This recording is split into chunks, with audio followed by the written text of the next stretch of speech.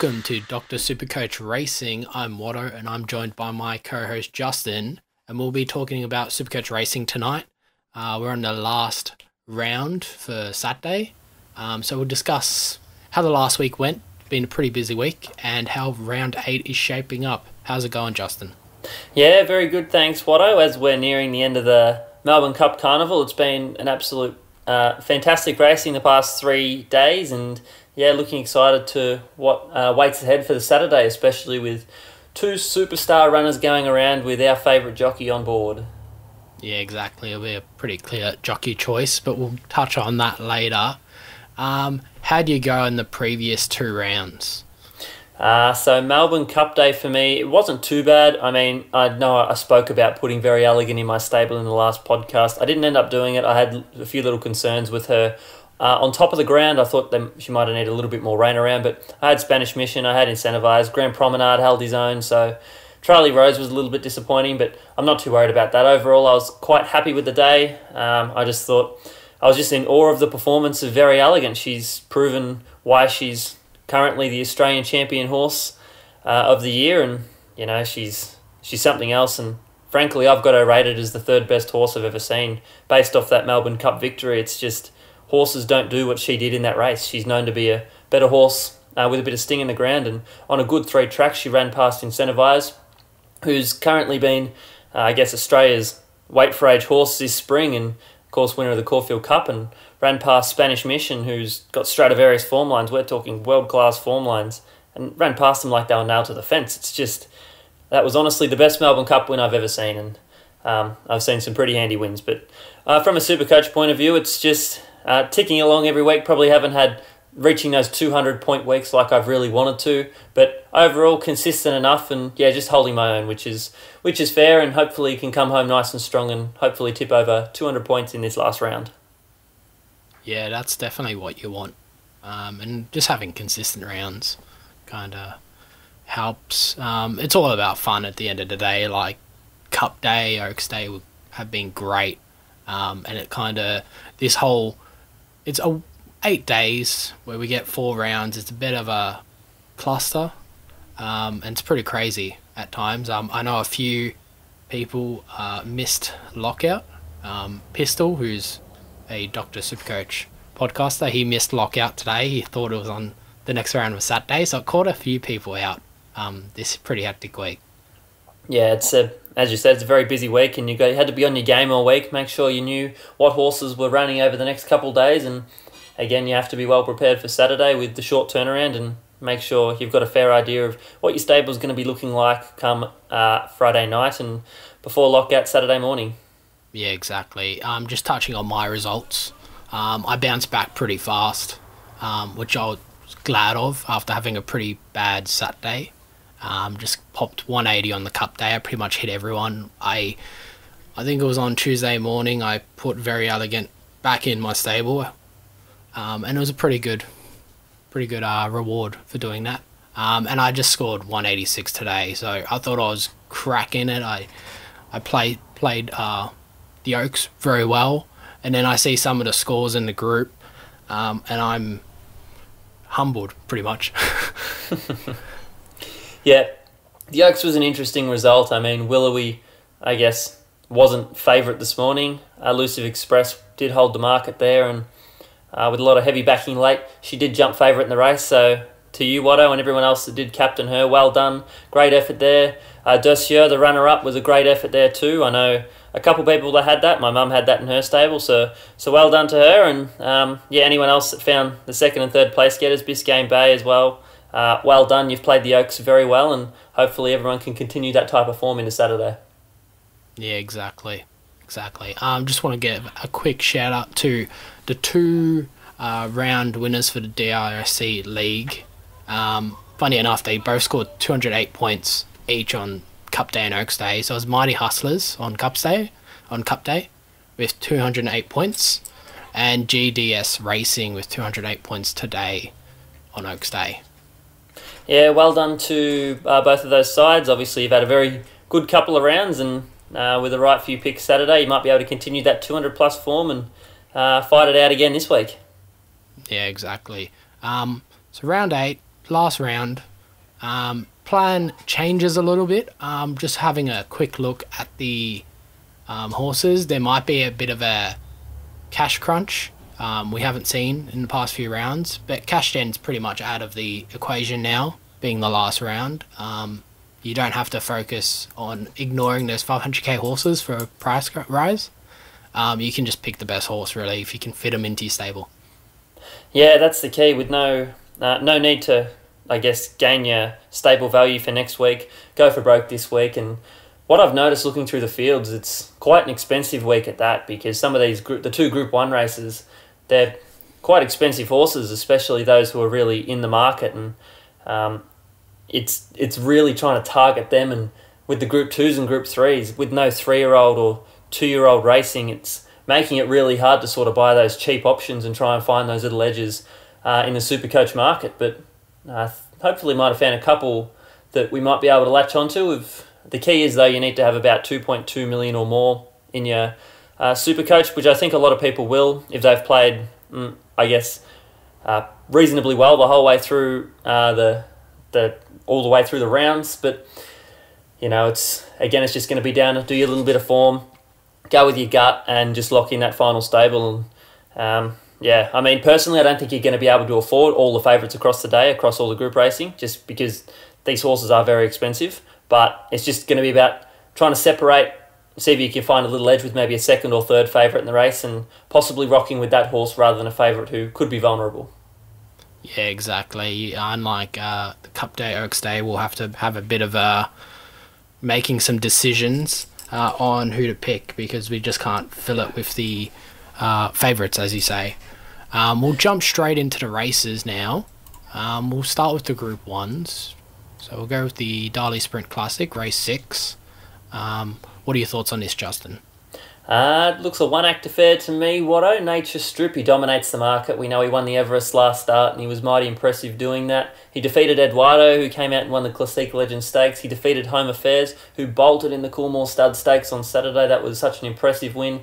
J-Mac on board, the man of the moment. He meets 8 other horses here, and frankly, outside of Nature Strip, this is no better than a Group 3 or Group 2. I mean, Bella Nipotina was runner-up at Group 1 level last start, but I don't class her as a Group 1 horse. I thought that was a very moderate Group 1 that she was runner-up in. Shakiro, Ranch Hand, bringing a little bit of interest into the race, but Ranch Hand, I'm not sure how good he is, and Shakiro should have probably finished in the placings in the Coolmore, but he needs the rain to stay away, and I think there's going to be a little bit during the day on Saturday, which will dint his chances. So to me, outside of Nature Strip, it's a little bit of a danger race. But if you were looking to pop in another horse and try and find a little edge, I probably wouldn't be going Bella Nipotina. I've just got little doubts over her of how good is she. I mean, of course, I said she was runner-up at Group 1 level last start. Wasn't that strong a form race. I'd rather be with a horse like Shakiro if the rain stays away, or Splintex. He's a very strong Flemington straight track horse, and although he's struggled to match it up in Group 1 company in the past, as I mentioned, this is not a Group 1 type of race outside of Nature Strip, where I'm imagining Nature Strip's going to be about 6 or 7 in front come to 200, and it's just going to be another race on its own with these other 8 horses. But possibly if you were looking to take a second horse, I'd be looking at Shakiro, Splintex, and then maybe Bella Nipotina. But for me, it'll just be Nature Strip in this, and he looks mighty hard to beat if he's on his best. But what we know best about Nature Strip is when he's on his A game, he's the world's best sprinter. But often in these types of races, he can put in a little odd step and make it a little issue for himself. But hopefully that's the old Nature Strip, and we get to see the Nature Strip that we saw in the Everest, and he'll go on and win this very comfortably. Yeah, I agree. I reckon Nature Strip will go back to his best. Such a good sprinter. And should land at the highest expected points when lockout starts. So pretty much a must. Like 500k, you're kind of buying up for him, but very likely winner. I don't like Bella Nipotina either. She's been very consistent, but the races haven't been that strong that she's been in, especially when you talking about the Manikato Stakes. I do like Ranch Hand only because he's 150k, so if you're really crunching on that cash, you can kind of slip in a Group 1 chance really, really cheap, and he does have a bit of weight carry differential on his side. There's just so much risk on the pick. Yeah, I mean, Branchand, I can definitely make a case for him. He ran fourth in the Coolmore Stud Stakes last start, and he gets down to 53.5 kilos, being a 3-year-old in the race, so he's very well weighted into this field, and he's definitely got no superstars other than Nature Strip above him, so...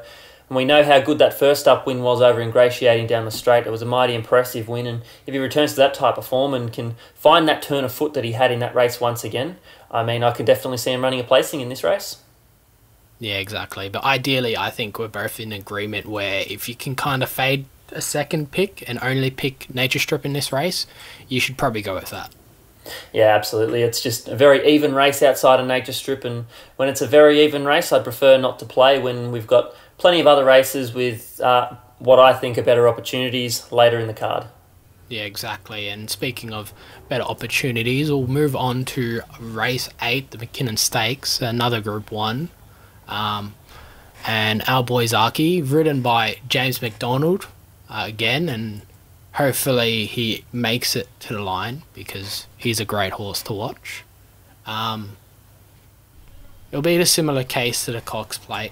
Like, he's favoured by the bookies, and there might be some hesitancy on his price. He's a bit higher price, but he's had such good form before that scratching in the Cox Plate, like, and before Might and Power, that said. Like, he won 5 in a row. It could be he's back to with James McDonald. So he won 4 in a row J-Mac, and then he had a jockey change, and that was in the Might and Power as well. So he's back with J-Mac. So I reckon he sees him, kind of puts his foot back on the door, and lets people know that he's still a powerhouse. I think he's an absolute lock at 450k, and a possible captain pick. I couldn't agree with you any more there, Watto, and I think you hit the nail on the head there with James McDonald back in the saddle. He knows his horse better than anyone else, and although Craig Williams, I don't think he did anything wrong in his Underwood Stakes win 2 starts back at Sandown, and probably rode him a little bit quietly and a bit more patiently than he probably should have last start in the Might and Power, which I think is what resulted in that 3rd placing. But I'm hoping we get a reasonable tempo here.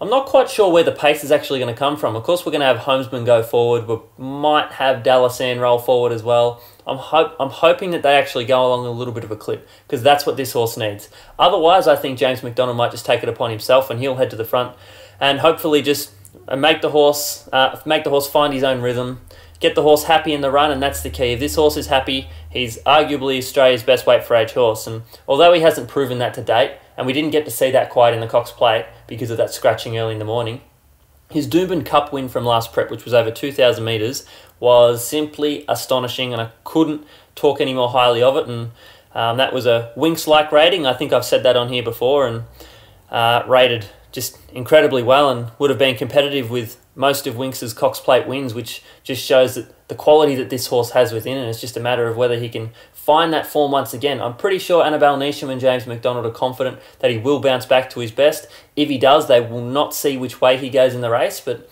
if there is a little chink in his armour, I think Colette is very hard to knock.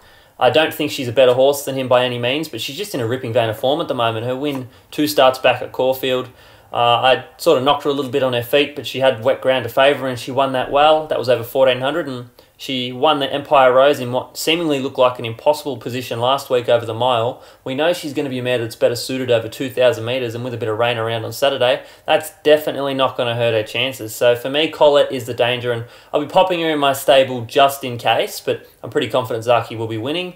The other couple I would be looking at would be Hungry Heart. I think that she's going to very much appreciate the step up to 2,000 metres now. It's been a really weird prep for her. She was an Oaks winner of last prep over 2,400 metres, so I thought maybe a Cox Plate or Caulfield Cup would have been her target for the campaign, but they just sort of took their time with her, finally taking her up to 2,000 metres here, and at Flemington again, she hit the line hard last week in the Empire Rose and has to be some sort of chance for a place, and Moanga was 4th in the Cox Plate, and if you can forgive that run, he was only two or three lengths off Very Elegant. Animo State of Rest, that type of form wins this race. In saying that, though, I do believe he's the rung below Zaki, and will be another in that Hungry Heart Colette area fighting out for the placings. But fingers crossed Zaki can get the job done here, and we can see how good a horse he really is, but taking Colette as a bit of a security blanket. Yeah, took the words out of my mouth with Colette. It's pretty much everything I was about to say with her. great option. And if you don't want to pick a second in the other Group 1, she's a perfect pick. She's a bit pricey at 500k, but if you can afford all three of them with Zaki, Colette, and Nature Strip, you kind of want to go for it. They'll probably be very highly selected. And the distance won't worry her either, and we should get plenty of rain.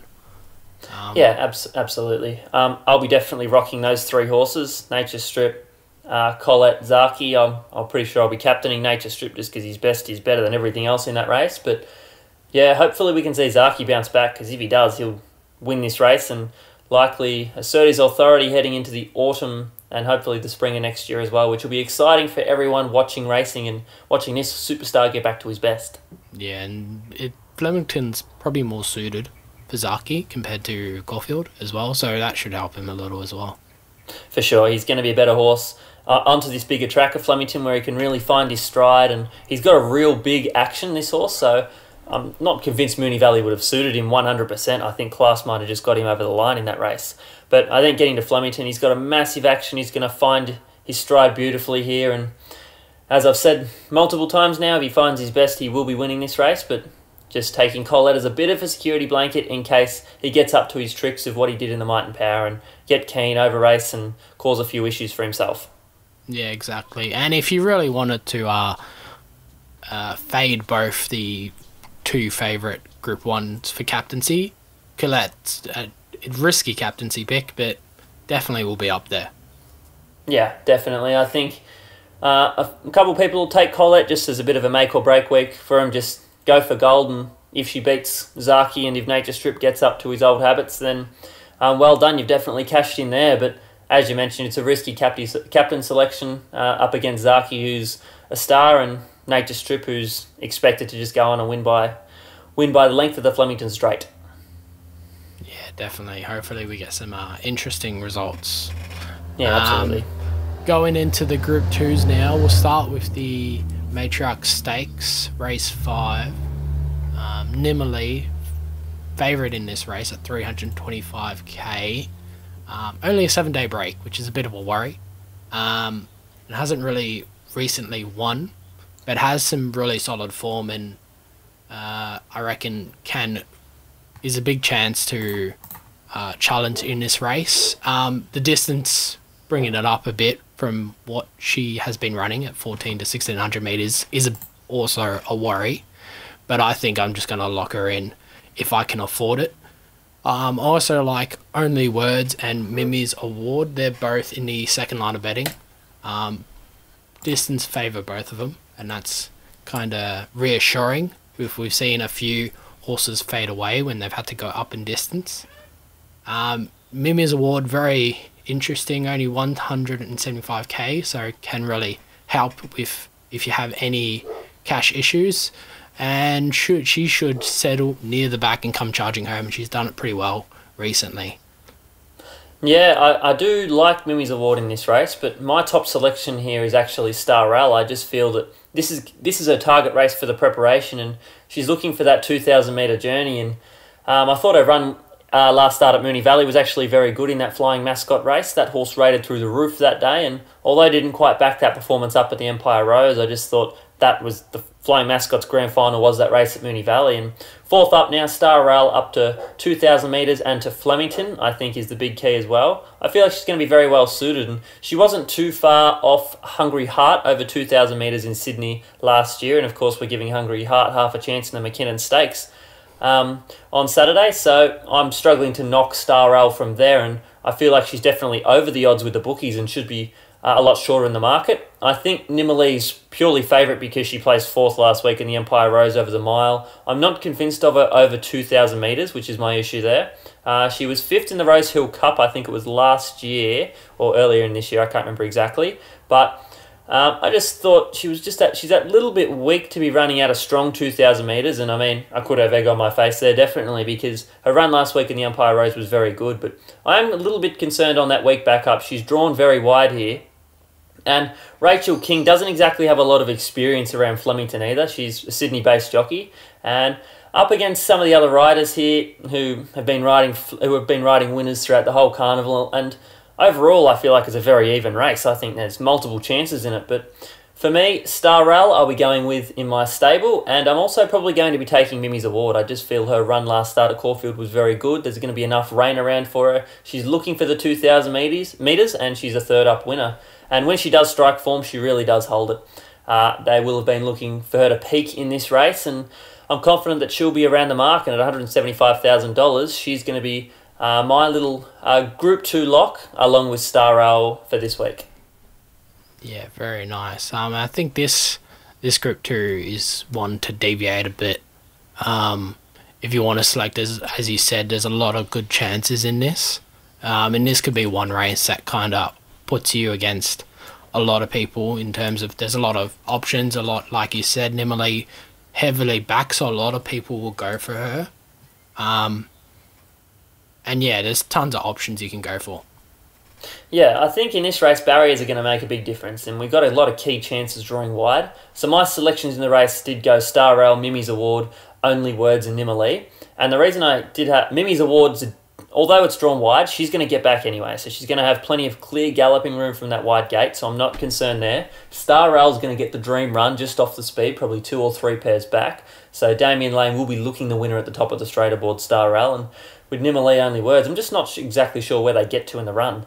That's my main concern there, because Only Words I think might have to, she's either just going to have to snag right back or try and find a 3 wide line with cover. And of course, you know, you need a lot of luck to find that position in the race. But I just thought Mimi's Award and Star Rail I thought they were over the odds in the bookies, and they jumped off the page to me as big chances in the event that I think were both set for the race. Nimali, her grand final I do believe was last week, and Only Words needs to have a big step up in class from a Moonee Valley win last start. But I'm quite happy to be playing in this race, even though I've mentioned that it is quite even. I feel that I have found 2 horses that are the right horses to be winning the Matriarch Stakes based off recent history in the race. These horses who are targeted for the race generally do run very well, rather than horses who are looking at it as a backup option as such. Yeah, and it's good to note as well, you're talking about odds are kind of going a bit heavy or a bit soft in comparison to what your views are. We'll probably see them come in and drift closer to Saturday as well. So it's a good idea for certain races like this, the Matriarch Stakes, to kind of keep an eye if anyone's drifting. So inevitably drifts, then it's obvious that a lot of people aren't really backing her and favouring some other horses closer to Saturday. For sure, and the market's been very spot on over this spring carnival. There's been a lot of plunges landed on horses, and I do feel Nimali will be well backed up until race day, but it's just a matter of how much rain comes, and if it comes during the races. If it comes during the races, and this track could possibly get into, I guess, a really soft range, I feel the money might come for Mimi's Award, and on a form point of view and a horse who's tracking along well for the race, I feel that's when the money might come for Star Rail. But it's going to be an interesting race anyway. As I mentioned, it's a very even mares race, as they always are, and we could even see a little roughie bob up in there, as we've seen in previous years. Yeah, exactly. And you'd probably want to select maybe 2 is probably a sweet spot, I reckon. It's the only Group 2 on Saturday, and a lot of the horses are in that 200 to 300k range, so it's probably a nice fill-off for your stable, for the mid pack of your stable. Yeah, definitely. I guess you can pick 2 horses in this race, or try and find. There's a lot of similar priced horses in this race, I should say, compared to horses in the VRC Sprint Classic. So I guess if you wanted 2 horses in that race, and hopefully you can jag the one that finishes second in Nature Strip, but in this race, I feel like I'm pretty confident. I've found 2 of the first 4 horses home here, and I'd rather be playing there rather than, I guess, throwing a dart in the VRC Sprint Classic. Yeah, definitely. We'll move on to the Group 3s now. We'll start with the Elizabeth Stakes. Only 6 horses in this one. I feel, we had a chat before on this, I feel like it's a bit of a trap, but Justin has some pretty clear thoughts about it. I'm super excited to be playing in this race, because to me it looks exactly like the Foxy Frida race from today, Oaks Day.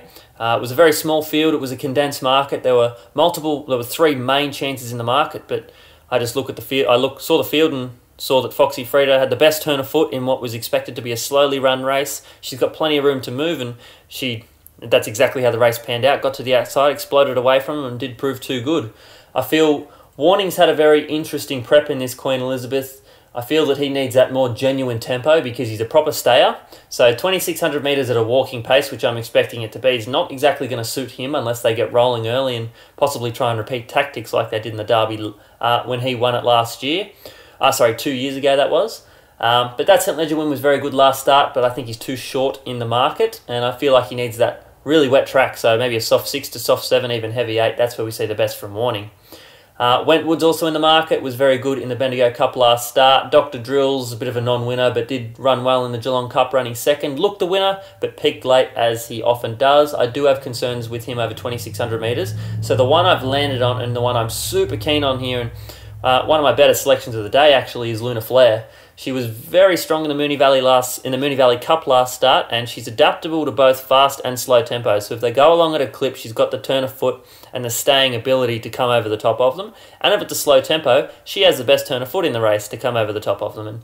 And jumping from barrier 6, she's just going to be snagged back, as she has every start for the preparation and pretty much every start to her career. And I just love the fact that she's building to her racing nicely. And although she's been up for a while, she's just still going up and going through her grades, and she did beat Floating Artist, important to note, in the Moonee Valley Cup, and although he was very unlucky in that race and should have beaten her, fact is she beat him and he finished 4th in the Melbourne Cup. So we got a pretty strong form reference there from the Graham Begg mare.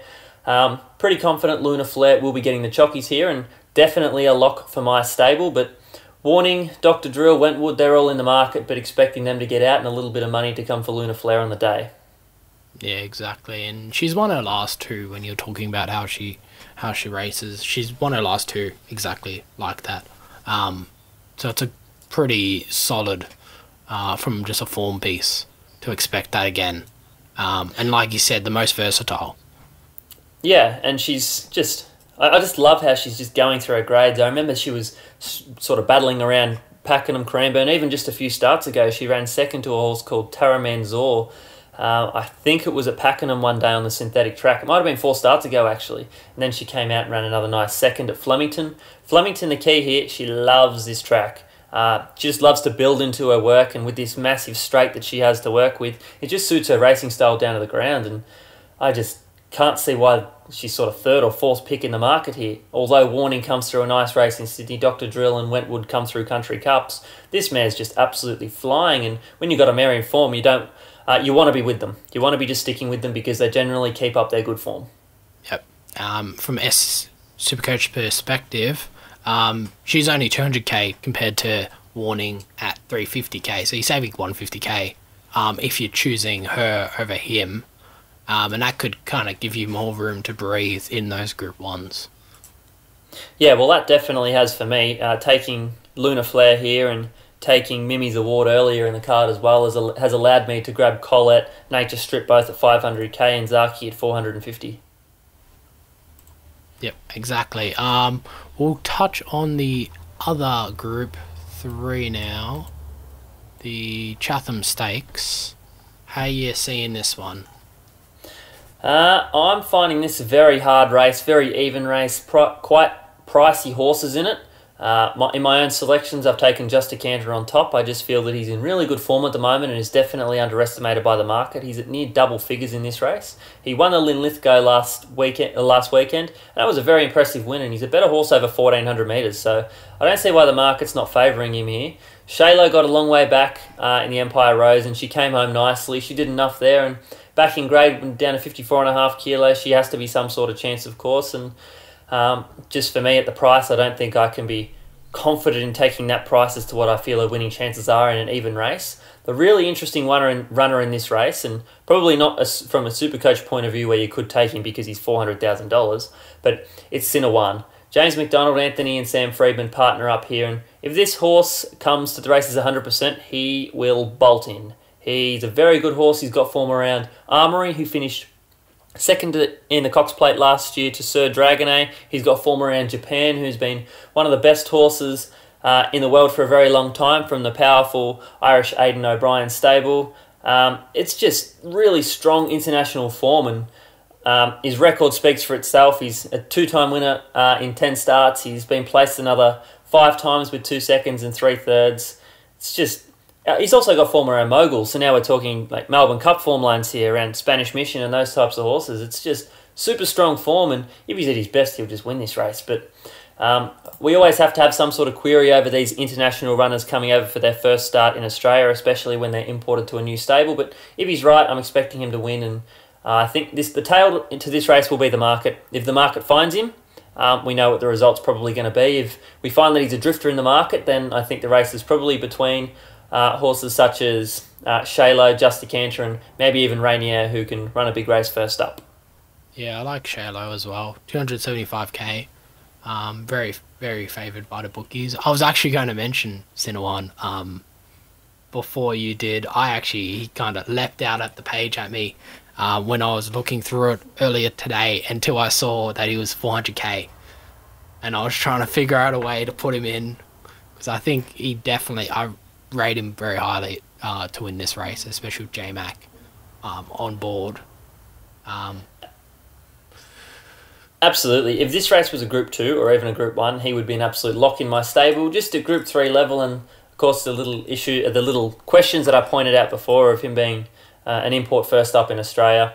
There is that risk you're only playing for 24 points. I'd rather be playing in that mare's race at Group 2 level for 32 points, and of course the Group 1's for 40. But if this was a Group 2, I'd be 100% locking him in and making him a really good edge in the race. Yeah, and in Supercoach. He won't be highly picked either, so if you really want to try to get him in, if there's a few key scratchings as well, might be a play.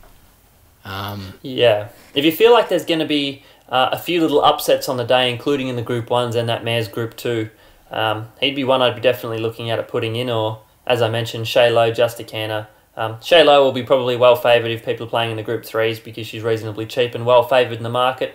But just Decanter and Cinnawon, I think, are two reasonably good selections that are over the odds with the bookies. Yeah, exactly. And they should come in. Did you want to talk about any of the listed races or handicaps? There was a couple of races that I actually wanted to talk about here. And one of them was race number 4, the Amanda Elliott. Be putting in Al Heidi into the stable. Even though it looks a very even race on paper, this girl's got a lot of ability, and she was, I guess, a good thing beaten at Moonee Valley last start. And I like the fact that she's now drawn off the fence, because she was stuck up on the fence and had to weave over heels and come storming down the outside late in what was a race where it was just too late for her to make up any ground. She should have won that race very comfortably. Brett Preble, he's rode a couple of winners today on Oaks Day.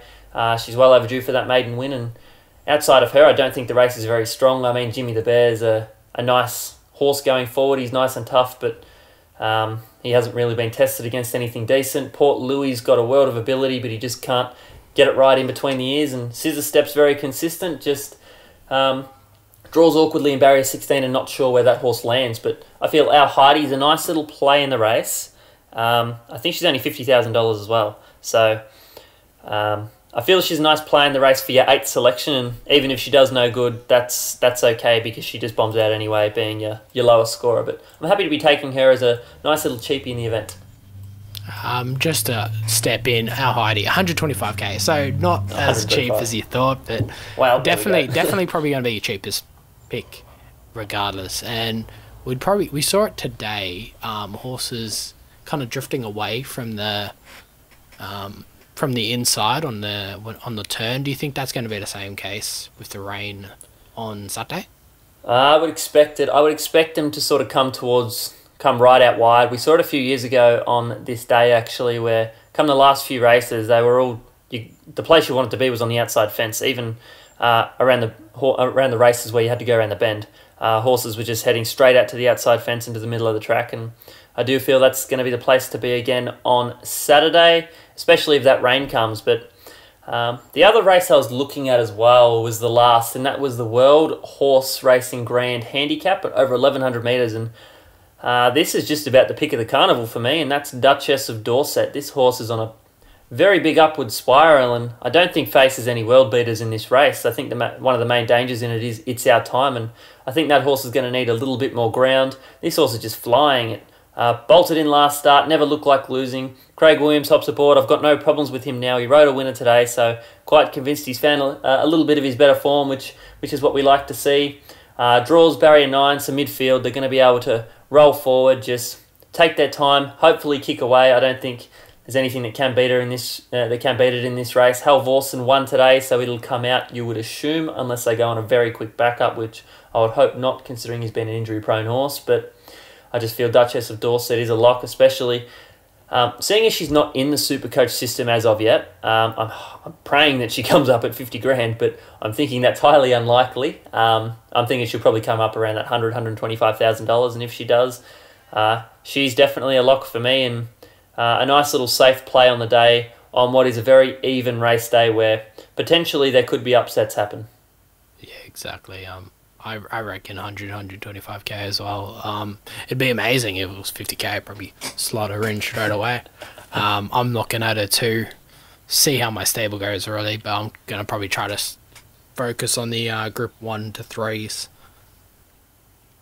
Yeah, it's all about targeting this week, and if you can try and find a little edge somewhere in the market, hopefully, as I mentioned, hopefully I found one in the mares race with a couple of horses who aren't exactly favoured, and Luna Flair, who's the fourth favourite in one of the Group 3s, pretty keen there. But those two other races that I've spoken about with Al Heidi and Duchess of Dorset, there's also races to help me afford some of those better Group 1 horses and try and grab those two horses in the mares race as well.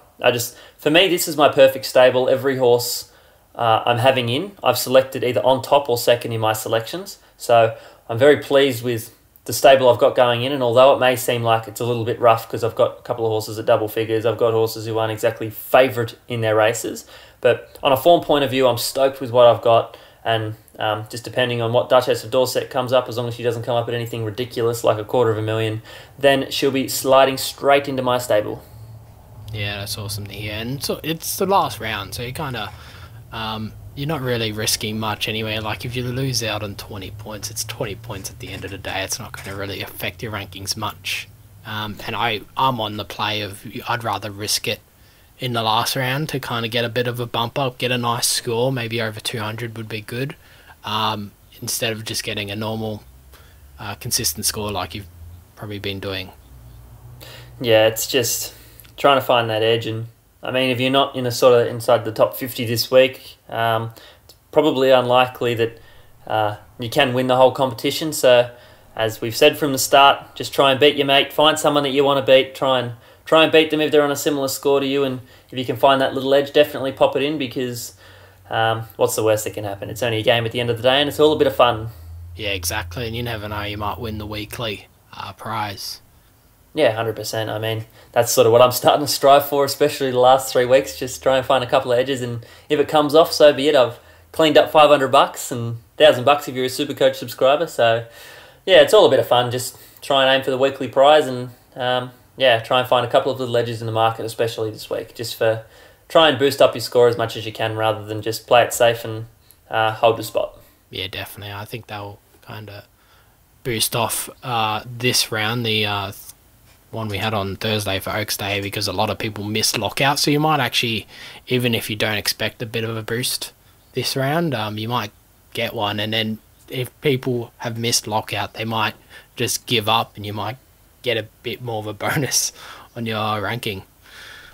Yeah, absolutely. I mean, just play it as if this is, of course, it's going to be the last round for the season. Have some fun with it, and maybe even try and do a bit of form here and there, and try and find a few winners, and have a good brag about it if you do end up winning your private league or your own public league, whatever you're in. Just have a bit of fun with it this week. That's the main thing. But we'll move on from that, and we'll have a quick chat about jockeys. We both with J-Mac here. I mean, he's been the man of the carnival, man of the spring, absolutely on fire, and I think it's safe to say he is Australia's best jockey currently, but Damien Oliver's still the GOAT. He's just a superstar still. Yeah, exactly. J-Mac's been so good. Like, I think it's 72 points for the whole Supercoach season, which is crazy to even fathom. And if they maybe changed the jockeying system next year to be a bit more impactful, because we've had some, we we're very critical of. It really doesn't matter much. You can have a guy like James McDonald who's dominated, absolutely dominated the season, and you might be 30 points up the next jockey. Yeah, if you haven't had him in all season, then you've arguably cost yourself at least a Group 1 and a Group 2 win as well. So take him this week. He's on Nature Strip, he's on Zaki. That should be an automatic 6 points. He's on that overseas import that I mentioned before. If that thing wins, he's on 9. Expect him to have a big last day before he heads back to Sydney and clean up both Group 1s. And just as he did the Melbourne Cup, just make our Melbourne jockeys look below average. Yeah, he'll have a banger on the last round. I do like Brett Preble as well. If you really didn't want to pick J-Mac for whatever reason.